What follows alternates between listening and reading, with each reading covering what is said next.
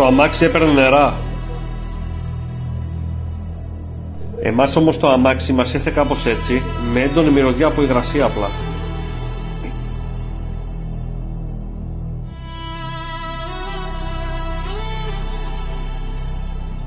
Ξυλώνοντας τα καθίσματα, είδαμε ότι είχε μούχλα η μοκέτα σε διάφορα σημεία.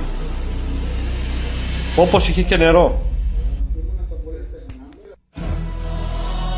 Βγάζοντας και τη μοκέτα από το όχημα, είδαμε ότι είχε πολύ νερό στο σασί του.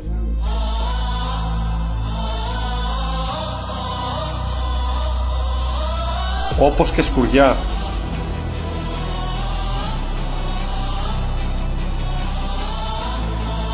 Ελέγχοντας όλες τις υδροροές από το όχημα, είδαμε ότι το πρόβλημα ήταν από την ηλιορροφή.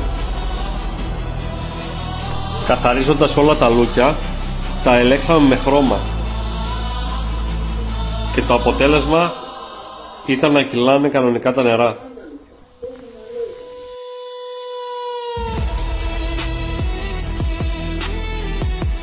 Αφού καθαρίστηκε το όχημα, το παραδώσαμε έτσι.